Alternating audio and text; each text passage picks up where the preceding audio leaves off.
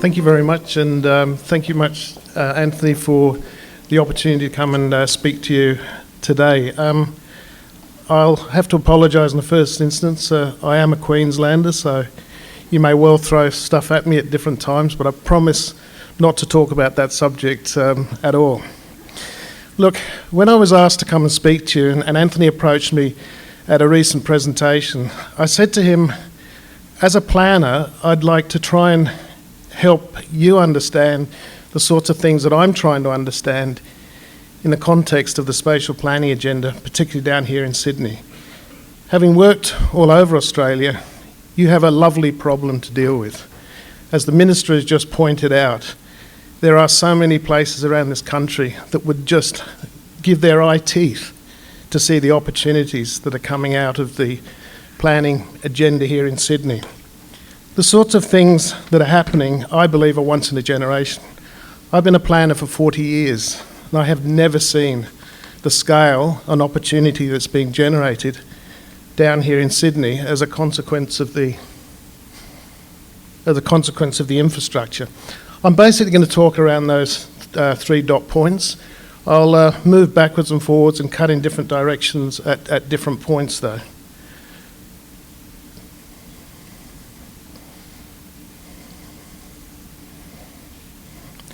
But what I'd like to start and get you thinking about is, what is this city shaping investment that's going on at the moment, and how does it affect placemaking? It will all be on the back of the new economy. We hear the Prime Minister talking about it, but it is happening. Sydney and other global cities are undergoing significant structural change on the back of the service economy. We've done most of our planning for the last 40 years, not on the back of a service economy, but on the back of a manufacturing and probably a resource economy. This is washing through, and I'll talk more about it with you.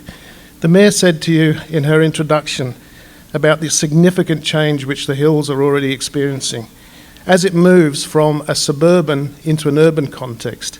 And that urban context is the new employment, the new structures, the new centres, the new roles that come out of this changing employment sector. So those historic waves of cyclical change over the last 30 years have now been accompanied by a huge change around the restructuring of the economy. We're experiencing a structural shift on the back of this new service economy, new service industries, and I'm sure you know all about them, but they are significant. They are going to shape the city, and they're already starting to shape the city, including information, communication, the technologies, health and education, financial services. They are all strong growth sectors. A colleague of mine was telling me a statistic over dinner 2 nights ago, and it's this change that's going on that I never realised. He said to me that of the 1.4 million jobs created over the last 5 to 10 years, 60% of those jobs have been created by companies 5 years and under. 60% of that 60% by companies that are 2 years and younger. It's a very good litmus test of something what's going on at the moment that we're probably not getting our head around. We're not even talking, I don't think, in the right way.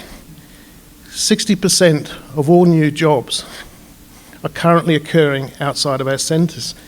Now, there's a message coming out there in some respects, because perhaps a lot of those embryonic companies that are coming through in that other statistic can't get into some of these places as this new employment opportunity emerges. The influence of this new sector, I'd suggest to you, is very underdeveloped in our planning speak. It's even underdeveloped perhaps in some of our development speak. And it's something that we need to appreciate on the back of this huge investment that we've got taking place around the railway.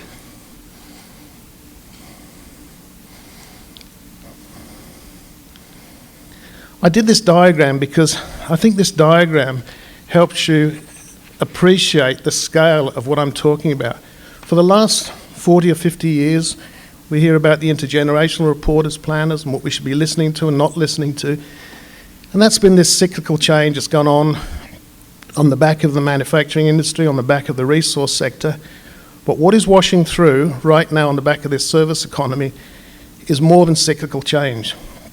This is fundamentally changing the way we think, the way we do things as planners, and it's a completely new set of cycles. So that not only are we at the beginning of a cycle of increased population growth, we're at the beginning of a really significant structural shift in the way the economies are working and the way things are happening.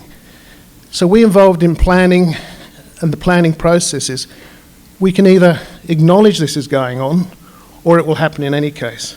So when you see companies like Toshiba doing their business planning around these sorts of models on how the different parts of that medical cloud relate to each other, how hospital in the top right-hand side is but only one piece of this service economy sector that they're starting to look at around medicine. When you start to look how they're looking at the retail models, so they're already doing this. They've been at this for over 5 years.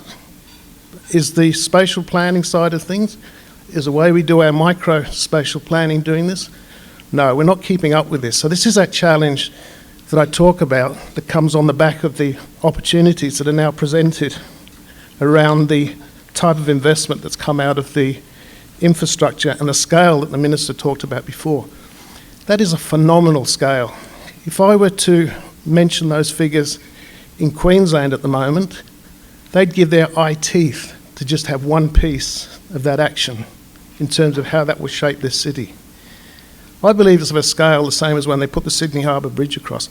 That's how much it will make a difference to the way this city goes forward and the opportunities it presents for chambers like yourself on the back of appreciating that new economy as you move forward in the future. Australia's service sector, you may have heard these, but it's just useful in the context of what I'm saying to you. It already employs 85% of our whole workforce.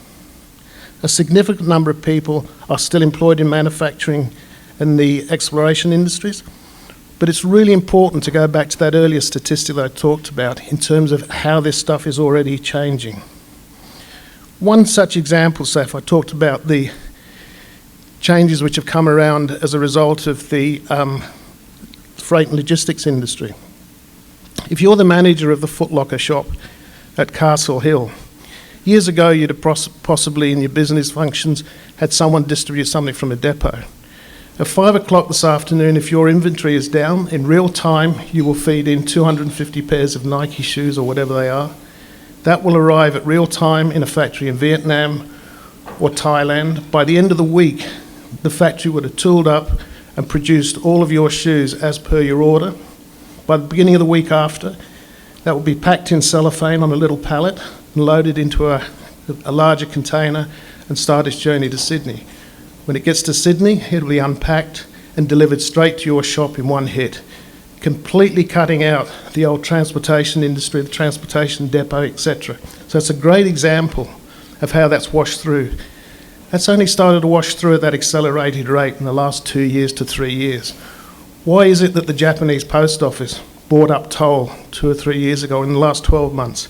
It's because of this whole change that's transforming this service economy. And that's the sort of stuff we've got to get our heads around, both from a planning point of view and the business opportunities it creates. A lack of appreciation of what I'm saying to you there can have serious consequences. If we still have a spatial planning, or if we still have a zoning framework that doesn't respond to those changes, it'll start getting in the way. It'll start hindering the opportunities that are presented around such a huge investment like the railway. This is Australia's biggest transport project. It reduces travel times, as the Minister said, it's faster transport, it's a catalyst for sustainable urbanism and station precincts. These will be different places. There are huge opportunities that are created on the back of that. It's a transformative investment for the Hills, the Shire and the Norwest Business Park. I say to you as a planner that I've had to get my head away from trying to be an over-regulator, which I think unfortunately we've tended to do a little bit in our planning, and become strategic thinkers. We're going to be needing to make places around these stations, but geez, we've got a tremendous opportunity, and it's an opportunity that you as a Shire can take as part of the process. So thank you very much. I could go on for a long time, but you don't want to hear much more of that. Thank you.